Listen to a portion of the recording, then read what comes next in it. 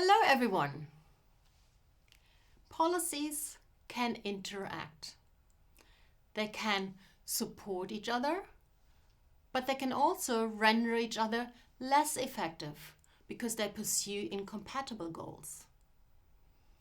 This is very important when analyzing policy mixes. Thinking about policy mixes is also important for understanding EU climate and energy policy, since the European Union has moved towards adopting policy packages in this area. For example, the 2020 Climate and Energy Package includes a complex mix of policies on industrial emissions, renewable energy, and energy efficiency, among others. So let's therefore have a closer look at policy mixes. Policy mixes are multiple individual policies that interact with each other. This interaction can be conflictive. This means that one policy undermines another. For example, some people argue that EU renewable energy policy undermines the European emissions trading system because it steers electricity production in a certain direction and interferes with the market mechanism of steering investment to the lowest cost option. But policy can also be synergetic. And this is what other people argue about the interaction between the EU renewable energy policy and the ETS. They argue that renewable energy policy provides additional support to overcome some of the barriers to moving to a low carbon economy, and therefore supports the ETS and its goals. This example illustrates that in many cases it requires an in-depth analysis to really understand interactions within a policy mix. In the EU, an additional layer of complexity is added, and that is a multi-level perspective. Policies at the EU level, the national level, and the subnational level can interact in conflictive or synergetic ways. When evaluating policy mixes, we can look at different elements. Policy mixes, and more specifically, the interaction between two or more policies, can be evaluated at the level of the different policies' goals. At this level, you can already identify synergies or conflicts. But the goals alone are not going to tell you the whole story. Analyzing the design of the different policies and whether and how they interact also is important. This interaction can be between different types of policy instruments, but also between the same type, for example, market-based instruments. Such an analysis requires diving into the details of how a policy is intended to work, who the actors are who are addressed directly or indirectly by the policy, and what activities are addressed by the policy.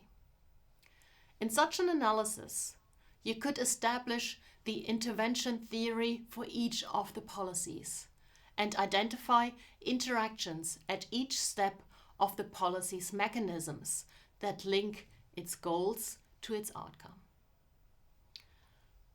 The policy outcome, then, is of course also an important aspect to evaluate. Do the outcomes interact? Outcomes, of course, refer to the behavioral changes that the policies trigger. And if they interact, how do they interact? Finally, the impact is also crucial. Evaluating whether one policy has solved the problem for which it was adopted and to what extent, but also evaluating how this interacts with another policy's impact is an important part of understanding policy mixes. Of course, there can also be interactions across those elements. For example, one policy's design can impact on another policy's outcome. EU climate and energy policy is a good example of a policy package with interacting policies. It is designed to be synergetic. But as I mentioned earlier, some question whether this is always the case. The EU sets clear goals for 2020, 2030 and 2050 and adopted a number of policies to achieve those goals, which can be labeled a policy mix. Policies can not only interact at the same time, they can also interact in a temporal manner. This is then what we call policy sequencing. Sometimes there's not much political support for a certain policy measure, or private actors are not yet willing or able to comply with certain requirements. In those cases, it can be effective to phase in certain requirements and to prepare the grounds for a certain policy.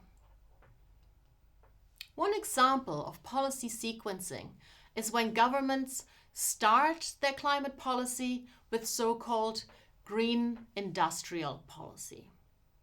This can include support for research and development, subsidies, tax rebates, loan guarantees, and many other measures that encourage and facilitate certain climate-friendly activities.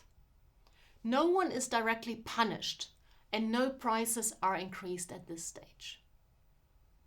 Once different actors have become more accustomed to and supportive of climate policy goals, the second step can be taken. Carbon pricing can be adopted. This is now a policy that does not only create incentives through subsidies and other measures, it also increases the price of carbon-intensive activities.